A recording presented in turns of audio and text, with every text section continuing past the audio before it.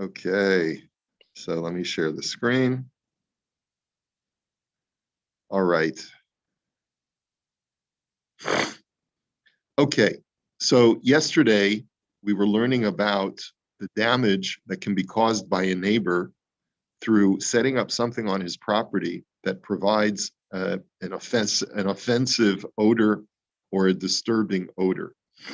And the example that was given in the Rav Shulchan Aruch was throwing a carcass on his property the smell is going to spread to the other neighbors. So before we go into the biurim, I just wanted to take a look at the Imrei Yaakov on this halacha. And he says, and then of course, he writes that if there's already a convention among the neighbors to allow smelly things to be thrown around, then the community can create whatever conventions they like. And if they tolerate offensive odors, then that's fine.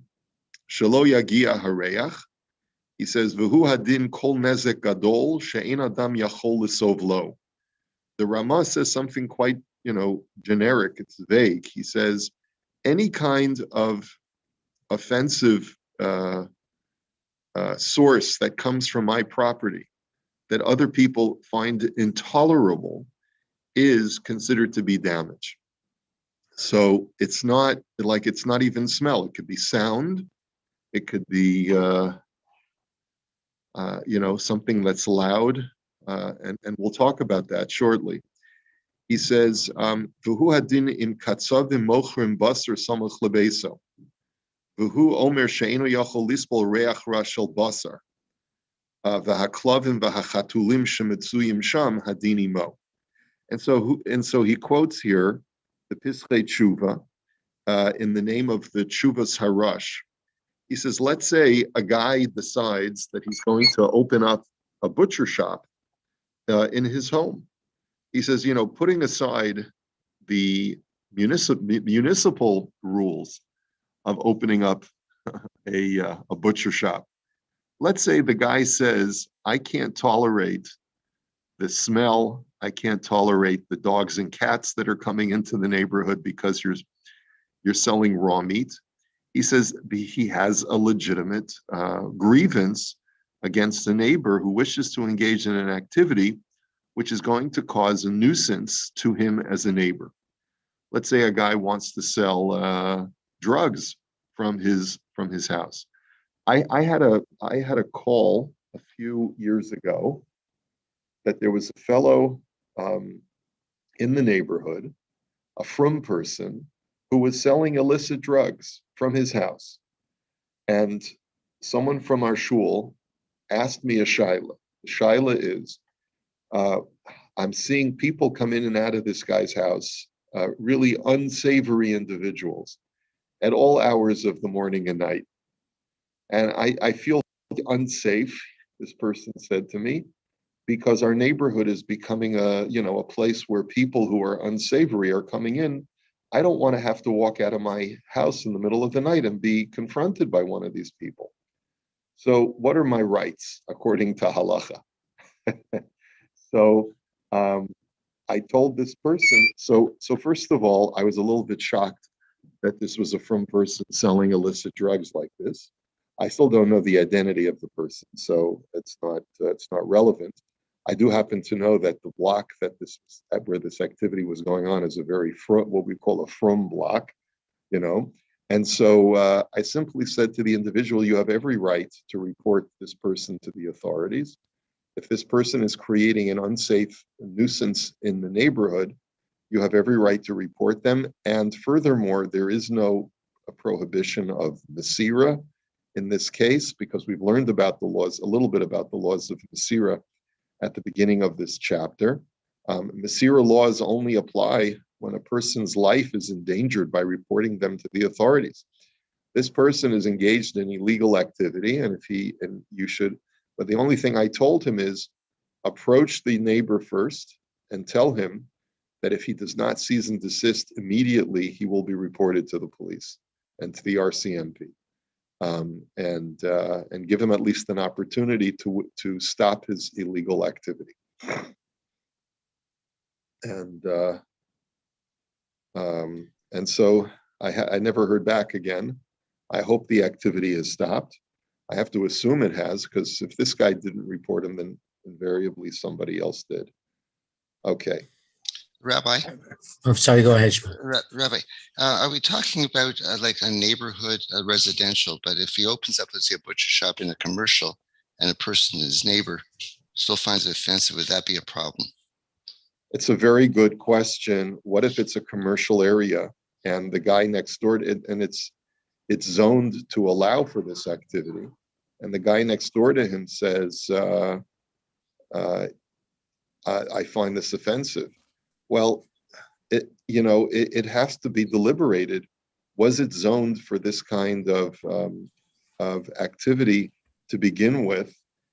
Making it the onus on the person who's next door to this butcher shop, because if it was zoned for that activity, and there's a precedent that has allowed this activity before for a factory, let's say, to produce smoke or for other things to happen, so then that's really for the courts to decide what is considered to be tolerable within that vicinity among the neighbors, even among the commercial neighbors.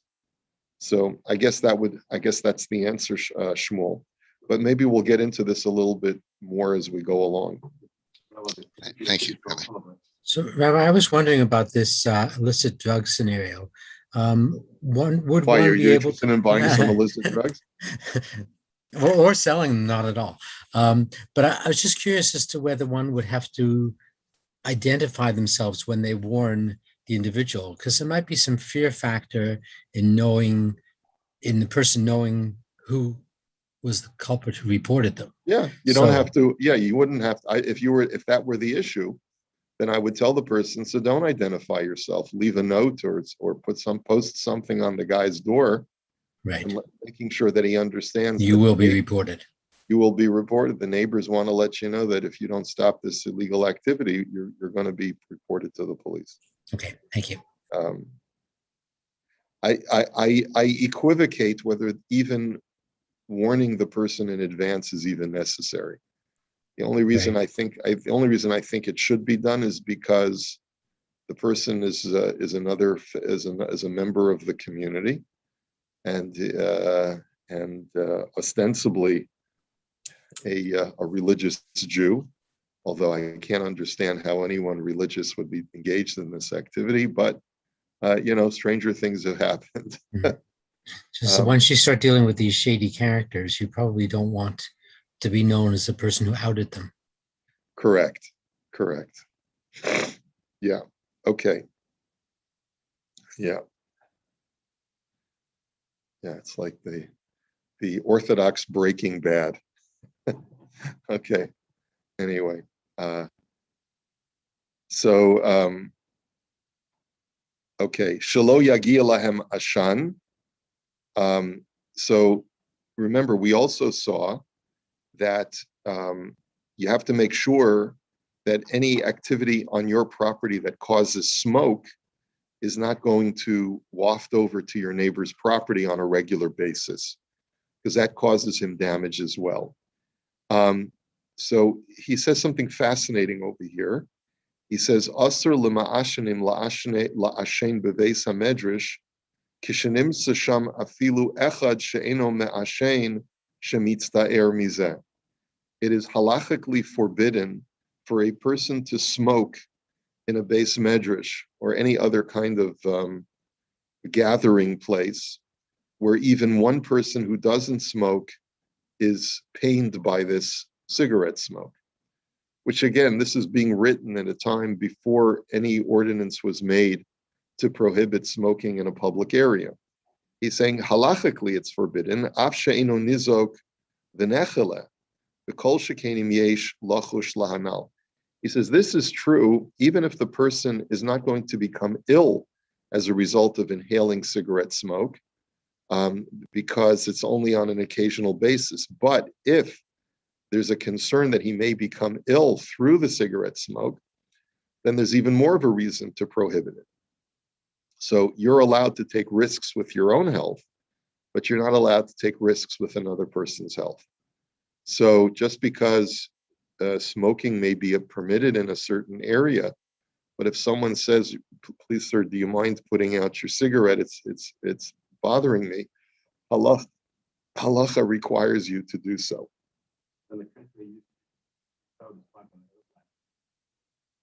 Yeah.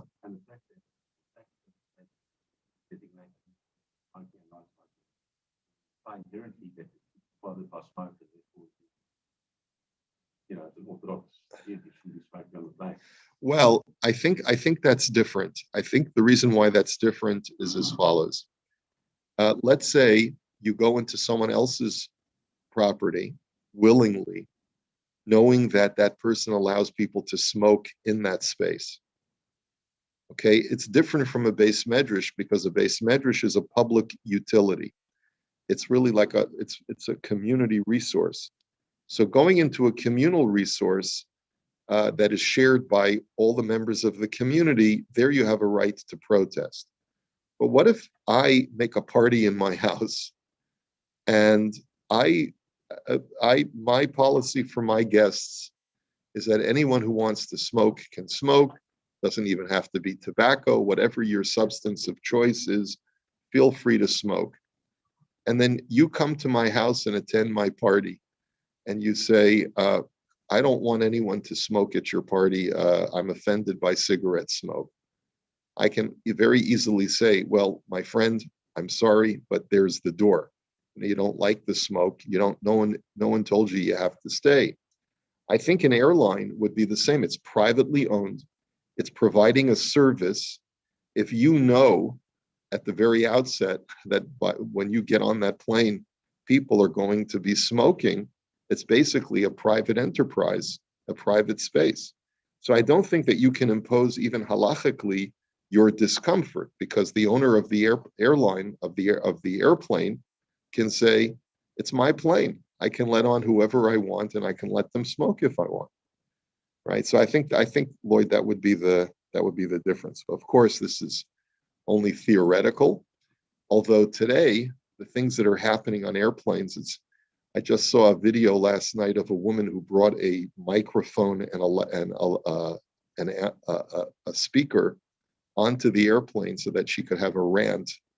It was a midnight a red-eye flight. She just felt she needed to rant about the COVID virus. So she kept everyone awake. And I don't know, they must have at some point taken action against her. I didn't have patience to read the story. Okay. Rabbi, just a quick thing on the smoking on the airplane. I'm old enough to remember when I was a kid that they used to have actually a smoking section on the airplane. I think we're all old enough to remember. I remember that too, Ron. Yeah. Ron. And they used to joke about the Polish airline having the smoking section on one side of the plane and the non-smoking on the other side, vertically as opposed to horizontally. But yeah, so yeah, okay. I remember for sure. I remember smoking cars in the subway in London. It was crazy. You'd have to stand at a certain point of the platform and then run to the next car so you didn't get into a smoking section. And it was absolutely disgusting. As you can imagine, it was like almost constant smoking in there. But, yeah. Crazy how the world has changed in that regard. The time you could smoke in. So you muted at the last moment. We smoked where? In an elevator. Oh yeah, I remember smoking in an office. Anywhere. You know, there'd be someone right next to you smoking away, and how it's changed. Well, I have. If we're talking about confessions of what we remember. When I was in yeshiva, I had a Rebbe who was a chain smoker. And it was a very, very popular shiur. And it was known that he was going to be smoking throughout the shiur. Unfortunately, he passed away at a younger age because his body couldn't handle his activity. And he was such a scholar and such a righteous man in every other respect in his life. But his excuse was, he said that if I can't smoke, I can't think. And if I can't think, I can't learn Torah, so it's not worth my living. That was his argument that he made. You know, it was very we were very confused as young yeshiva students how a great rabbi like that could endanger his life and continue smoking when it was clear that this was a dangerous activity. And Rabbi So was also, probably before the concept of secondhand smoke, so he didn't know he was endangering others. I mean, this was in the 80s. I think we already knew about secondhand smoke in the Because 80s. that's an issue too then. I mean, it can say, I can't think, but how can I endanger a room full of yeshiva boys? I guess his rationale is that it's only for a short time during the day, and the room is sufficiently large, and they're coming to me. I'm not coming to them. So I guess that was the rationale. I don't know. Well, I hope I didn't do any permanent damage to my lungs from that experience. I doubt that I did, but it always perplexed me. It's one of those perplexing, vexing issues in life. Okay. Rabbi, how does that fit with the halacha that we just learned? Did we not just learn even before the concept of danger of smoking that you can't smoke in the yeshiva? Yeah. So that's breaking a specific halacha as well. Well, I suppose no. I suppose this is the base medrash. This is the communal area. This was in a private sheer room. It wasn't smoking in the base medrash where everyone was gathered to learn. For 1 hour a day or 1 hour 15 minutes a day, we would go into his classroom, and that's when he would light up. So, so I guess the argument is that if you don't want to be in the shear, you can go to somebody else's shear. Thank you. Okay. Pei Dalid al Yedei Ruach Mitsuya. That the only time that this is prohibited when you have smoke coming from your property to your neighbors is if the smoke travels through a common wind, which means that it's something that is expected to happen, and that's why we can prohibit it. But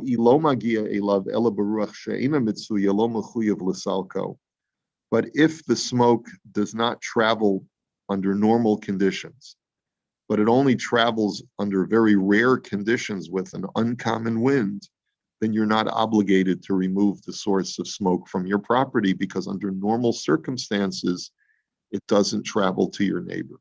Okay?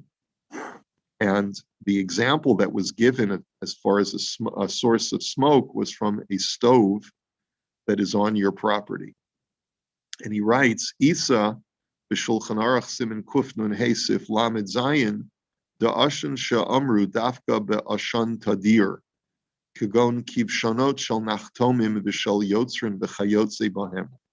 The only time that we can really prohibit smoke from your property if it's going to your neighbor is if it's constant smoke. It flows with constancy, such as an oven of a baker or of a potter or something like that.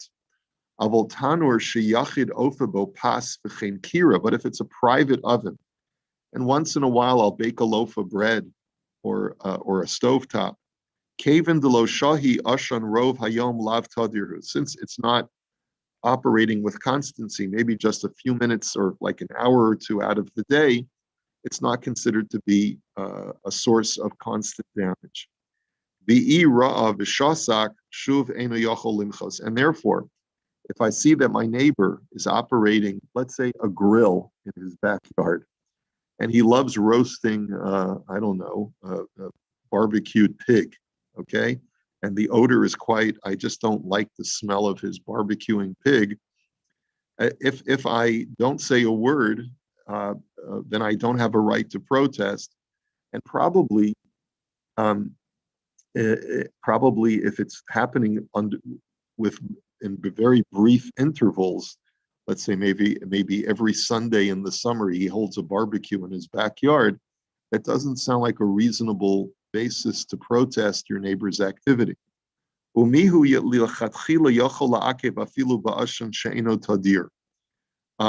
Shulchan Aruch does nonetheless write that even if it's an uncommon smoke that is not with constancy, meaning that it happens, but it happens, intermittently, maybe an hour a day or maybe every other day it happens, but it's not happening with constancy, As long as I lodge my protest in advance, as soon as I discover the smoke, there the Shulchan Aruch writes that I still have a right to protest. And the Ramah then rejoins that, and he says, the Ba'ashon she'eno tadir afilu lechatchila lo yuchal limchos v'chein nirali lahoros ad kan lashon. The Ramah disagrees. The Ramah says that if it's a wind that's a smoke that comes not with regularity, but it comes it comes irregularly, so then I, as a neighbor, do not have a right to protest the smoke. And the Ramah says it seems that would be that's the correct way to paskin. Va'ayin sham b'shach sifkat yutes shehechazik b'das ha'mechaber. Surprisingly, however, the Shach commentary sides with the Mechaber over the Ramah. Even that's normally not how we go. We normally, if there's a machlokus between the Mechaber and the Ramah, at least Ashkenazim usually side with the Ramah. But here the Shach says that the Mechaber is more correct. Even if my neighbor is operating something that causes smoke without regularity, I still have a right to protest as long as I do so the first time I experience it. V'chein sasam kan harav, and that seems to be the opinion of the Rav Shulchan Aruch. Aval b'shut Rabbi Akiva Eiger sof siman, and that's why he says he talks about an oven on your property. He's not talking about, let's say, a source of smoke like a tar machine, a tar, whatever the thing that causes the tar to. That creates smoke with constancy. If that's my business and I keep it in my backyard, that certainly everyone would agree that the neighbor has a right to protest. But here, just having an oven on my property, like a barbecue grill, and my neighbor is offended by the odor, the smoke that comes right onto my azaleas and maybe causing them damage, perhaps, according to the Mechaber, you do have a right. And the Shach seems to hold that way also. But surprisingly, the Bishut Rabbi Akiva Eiger, who comes after the Shach, disagrees with the Shach, and he says, "Daito ledina keharama, the ba'ashan she'eno tadir afilu lechatchila lo yuchal limchot." That with an irregular kind of source of smoke, you don't have a right to protest. It's only you have a right to protest if it's happening every day with constancy and regularity.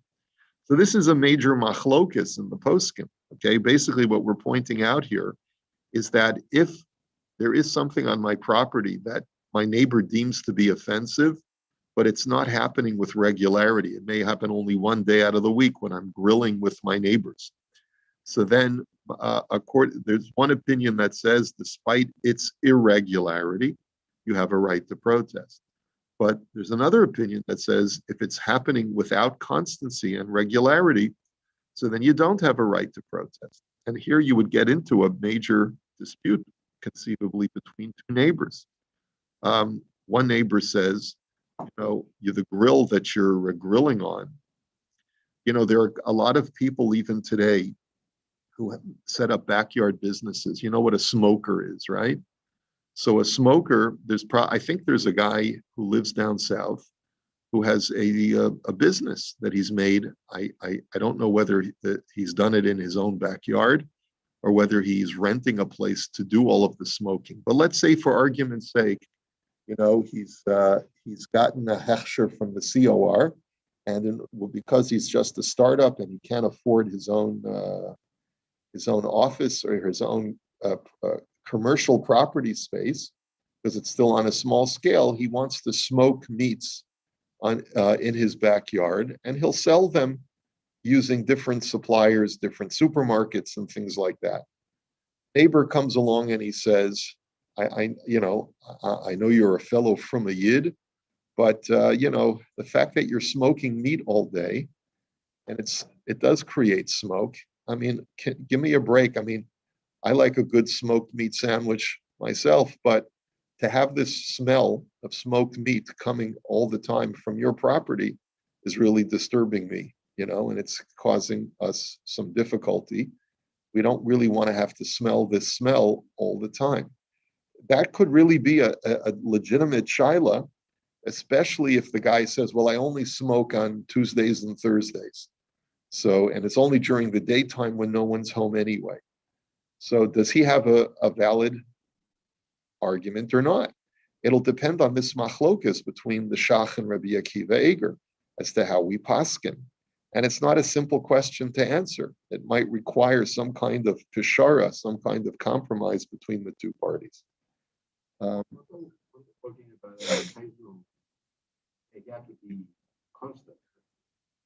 Okay, so you have to figure out like of what level of constancy. What if the guy says I'm only smoking meat on Thursdays? That's because that's when I have to get or Wednesdays I have to bring things to market on Thursdays. And I'm smoking chickens and I'm smoking beef and well, so it's not clear to me that that's considered with constancy or with regularity. Does regularity mean every day, or does it mean the guy says I'm just doing it one day a week? I'm not sure. My impression is that regularity is on a daily basis. Tadir is the language. Tadir is constantly. So it's really this is a definite gray area.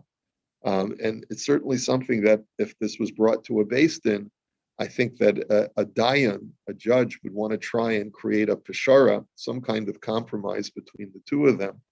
And it's not clear what that compromise would be. Is that maybe the judge could limit the hours of the guy smoking the meat, either that, or he could say to the fellow, you by such and such a date, you need to find a separate property if the business picks up where you can smoke. And if not, you're going to have to compensate your neighbor for the damage that he's incurring. It's really, really unclear.